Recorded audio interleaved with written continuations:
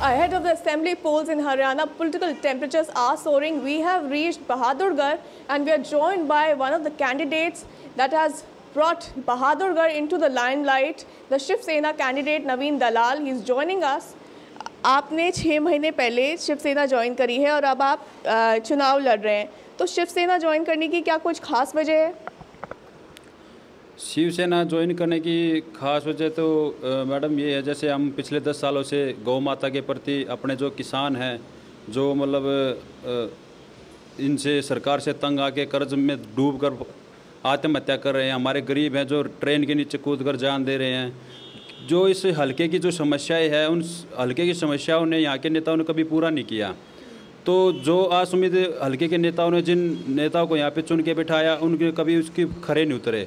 तो इसलिए हम चाहते हैं कि हमारे 8 गौरक्षक भी शहीद हुए इसमें, जो हमारे साथ रहते कल परसों भी हमारे गौरक्षक को गोली मारी है। तो इन समस्याओं पर कभी हमारे यहाँ के नेताओं ने कभी ध्यान नहीं दिया। तो इसलिए हमें इस मैदान में आना उचित समझा कि हमारे जो 10 साल से जो मेहनत है उसको, और जो हमारे यहाँ के सतानिया लोग भी चाहते हैं कोई युवा साथी इस चीज़ को लेकर और हमारी उम्मीदों पर खरा उतरे। तो इसलिए शिवसेना से ही हमें टिकट लेना इस मैदान में आना उचित समझा। देखा जाए तो इस इलेक्शन में आप शिवसेना से चुनाव लड़ रहे हैं। इससे पहले आपको शायद लोग ना भी जानते, लेकिन एक ऐसा रीज़न है जिसकी वजह से सब लोग आपको जान गए हैं, बहादुरपुर वापस से न्यूज़ में आ गया है। वो ये है कि पिछले साल उमर खालिद के ऊपर आपने एक हमला किया था, जिसका अभी तक भी आपके ऊपर केस चल रहा है। तो उस पर आपका क्या कहना है कि आपको लगता है कहीं ना कहीं इसका आपके चुनावी जो ये आप इलेक्शन लड़ रहे हैं इसके ऊपर असर होगा? देखो, जो उमर खालिद की जो बात है उसमें हमारा कोई वो ऐसी कोई भावना नहीं है कि हम उसी स्टंट को लेके इस चुनाव मैदान में आए हैं, उसके प्रति हमारी कोई वो नहीं है। और ना ही हमने जहाँ पे भी अपने दौरे किए हैं, जहाँ पे भी हमने गांव में गए हैं, इस मुद्दे को हमने कभी नहीं उठाया है।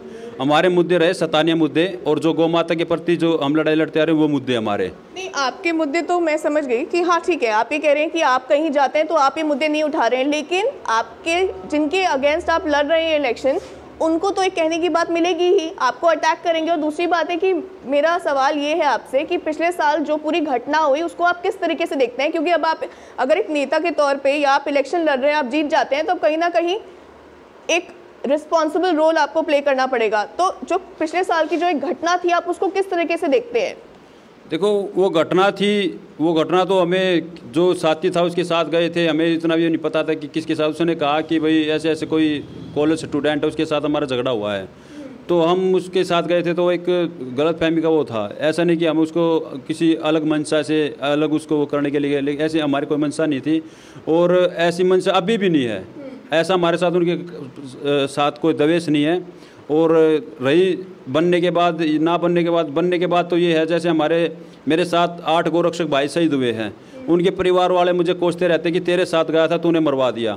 तो मैं उस मुद्दे को लेकर इस मैदान में नहीं आया हूँ, मैं उन मुद्दों को लेकर आया हूँ जिनकी वजह से मेरे 8 गोरक्षकों की जान गई, और जिसमें सरकार प्रशासन ने 1 रुपये तक का कोई तिनका पर भी सहयोग उस परिवार को नहीं किया।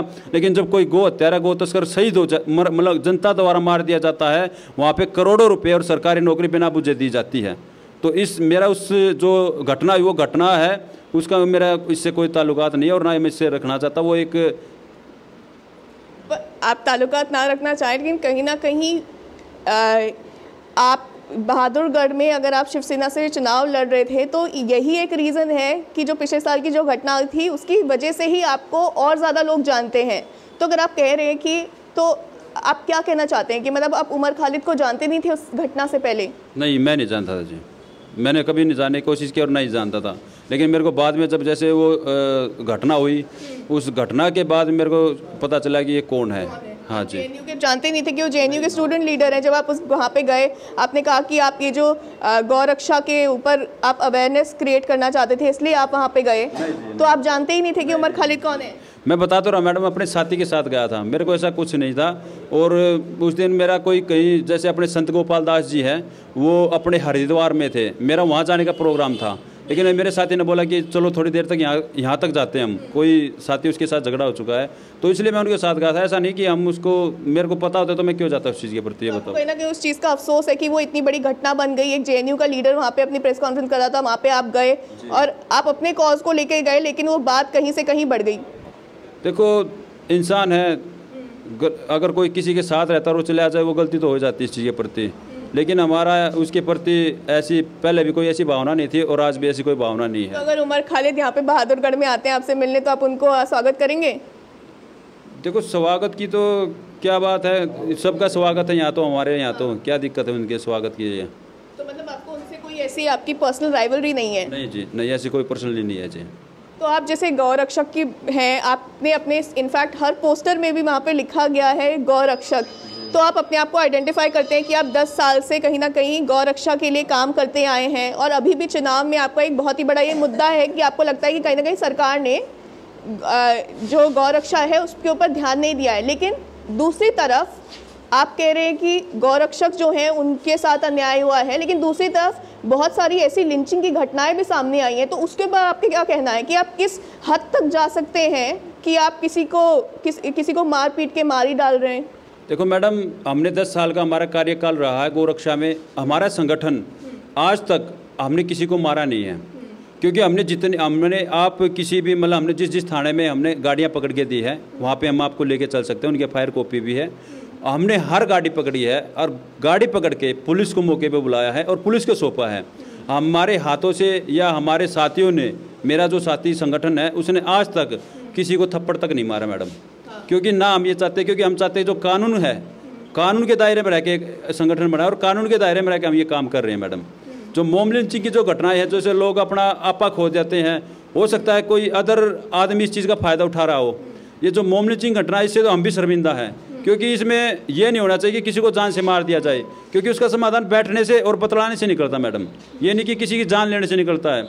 जैसे ही हमारे साथी है, मतलब मॉब लिंचिंग की बात आती है तो एक नज़र से ये देखा जाता है कि भाई मॉब लिंचिंग में जो गोरक्षक या गो हत्यारे के प्रति जो मार दिया जाता है, वहाँ पे तो अपनी मीडिया भी और अपना मतलब नेता भी सक्रिय हो जाते हैं।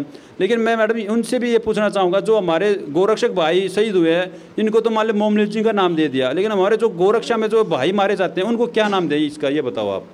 अगर आपने अभी सुना हो, कुछ ही दिन पहले जो आरएसएस चीफ है मोहन भागवत, उनका एक बयान आया था जिसमें उन्होंने ये कहा था कि लिंचिंग जो ये वर्ड है ये भारत में है ही नहीं, ये एक वेस्टर्न कॉन्स्ट्रक्ट है।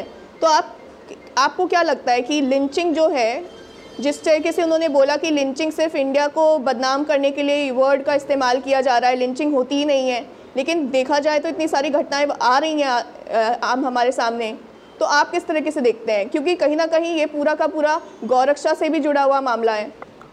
देखो मैडम, जो मोहन भागवत है वो वही हर बात को कह जाते हैं और वही हर बात से पलट जाते हैं, क्योंकि अगर हरियाणा इसमें हिंदुस्तान में आरएसएस को सबसे बड़ा संगठन माना गया है, लेकिन आरएसएस सबसे बड़ा संगठन तो बन गया। अगर आरएसएस चाहता तो जो गौ माता की जो आज दुर्दशा हो रही है, अगर उससे प्रतिबंध हो जाता, ना तो मॉब लिंचिंग होती और ना गोरक्षक मरते मैडम। ये बड़े बड़े स्टेजों पर बड़ी बड़ी बातें तो करते हैं, लेकिन इनकी सिर्फ न्यूज़ और मीडिया तक सीमित है, जमीन लेवल पे कुछ नहीं है।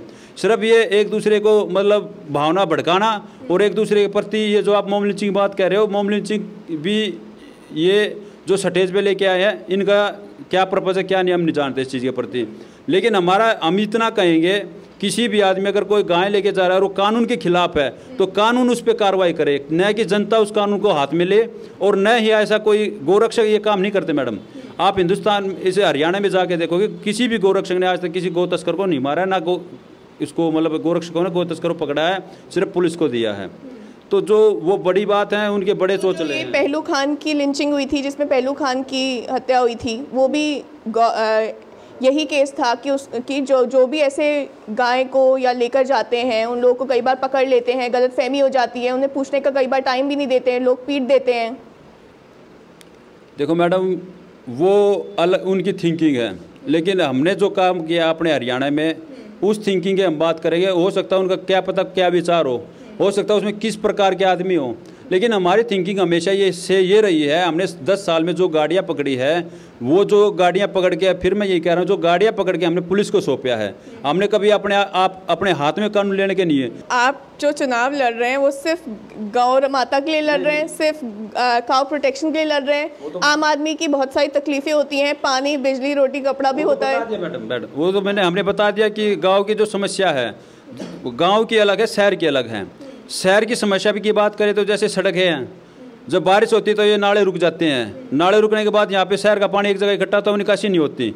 और दूसरी बात जो बिजली पानी है, पानी का तो यहाँ पर नाम मात्र ही है, गंदे नाले का पानी सप्लाई करके पिलाया जा रहा है लोगों को, तो वो बीमारी हो रही है, बीमारी हो रही है तो मेडिकल में जा रहे, मेडिकल में जा रहे तो फीस वसूली जा रही मन मर्जी की। तो ऐसे ही यहाँ पे जो स्कूलें हैं, स्कूलों पर भी ऐसा ही हो रहा है, उनसे भी मन मर्जी फीस वसूली जा रही है। और गाँव की बात करें, गाँव में जो किसान हैं, किसानों के प्रति आज तक मतलब सरकार कभी भी खरी नहीं उतरी है। पर देखा जाए तो यहाँ पर हरियाणा में हमेशा से कांग्रेस, बीजेपी या INLD की एक त्रिकोणीय लड़ाई रही है, तो उसमें ये बात कहनी गलत नहीं होगी कि शिवसेना बहुत ही नई पार्टी है हरियाणा के लिए। महाराष्ट्र में शिवसेना बीजेपी के साथ लड़ रही है, लेकिन यहाँ पे आप बीजेपी के अगेंस्ट खड़े हैं। जी देखो, वो तो जो महाराष्ट्र में जो शिवसेना है वो तो काफ़ी पुराना उनका गठबंधन है, लेकिन जब भी केंद्र की जो केंद्र सरकार आज बीजेपी बैठी है, अगर कोई गलत निर्णय वो लेती है देश के प्रति या किसी के प्रति, तो शिवसेना उनको आगे खड़ी मिलती है उनको टोकने के लिए। लेकिन महाराष्ट्र को छोड़कर ऑल इंडिया पे शिवसेना अपने दम पे चुनाव लड़ रही है। जी, तो ऐसे क्या मुद्दे हैं जो आप शिवसेना में रह करके उठाने वाले हैं, जो आपको लगता है कि बीजेपी सरकार ने या फिर पिछले कुछ ही सरकारों ने हरियाणा में कहीं ना कहीं नहीं किए हैं? देखो, मुद्दे तो एक हमारा यहाँ पे यूनियन है, जिसमें 15 यूनियन है बहादुरगढ़ हल्के में। एक तो जो बीजेपी सरकार आई है उसने उन यूनियनों पे पेट पे लात मारने का काम किया है। उनका जो विपक्षी है, उन्होंने भी उनके प्रति जब वो लात मार रहे थे उनके प्रति जाके कभी उन्हें ये नहीं कहा कि भाई ये यूनियन बहादुरगढ़ की जान है, इसको रोकने का कभी काम नहीं किया। उन्होंने तमाशा देखने का काम किया। अगर विपक्षियाँ भी इस चीज़ में अगर खड़े होते कि इसको रोकने के लिए, तो आज जो हमारे 16,000 परिवार यूनियनों से जुड़े हैं, जो आज बंद होने के कगार पर, घर परिवार चलने के नहीं पा रहा है इस चीज़ के लिए, तो ये एक सबसे बड़ी समस्या है। दूसरी, यहाँ पे शहर की बात की जाए तो शहर में बिजली पानी की बहुत बड़ी समस्या है, सड़कों का निर्माण बहुत। एक हमारी जो गौ माता है, जो मतलब बड़े बड़े मंचों पे हमारे बीजेपी के, कांग्रेस के बड़े बड़े नेता बड़े बड़े मंचों पे बड़ी बड़ी बातें करते हैं, जैसे मतलब गाय को राष्ट्रीय दर्जा या भाई गौ संवर्धन की बात, लेकिन आप सड़क पे जाके देखोगे तो कोई ट्रेन के नीचे कट रही है, कोई एक्सीडेंट में मारी जा रही है। यहाँ पे बताया जा रहा है कि पिछले 6 महीने में यहाँ पे 2.5 करोड़ रुपए गायों का आया था। उनका यह आया था कि भाई इनका समाधान किया जाए, इनको एक गौशाला के रूप में यहाँ पे बहादुरगढ़ हल्के में खोली जाए और उनको वहाँ पे रखा जाए। लेकिन ऐसा किसी प्रकार का भी कोई भी यहाँ पे काम नहीं हो रहा, और यहाँ से यहाँ के लोग बहुत ही मतलब परेशान हो चुके हैं सरकार। कितनी सीटें आपको लगता है कि शिवसेना कहीं ना कहीं शायद जीत सकती है? आपको लगता है यहाँ पे हरियाणा में? हाँ। वो तो मैडम 24 को देखेंगे, और हमारा तो ये है कि 5 सीटों पे यहाँ पे हरियाणा में से अब की बार निकालेगी यहाँ से 5 सीट। हाँ जी। देखा जाए तो यहाँ पे बहादुरगढ़ के सिटिंग MLA हैं नरेश कौशिक जी, और दोबारा से वो अब चुनाव लड़ रहे हैं, तो आपको लगता है कहीं ना कहीं बहुत ही टफ मामला है यहाँ पे? देखो मैडम, वो जीतने के आसार कितने लगते हैं आपको?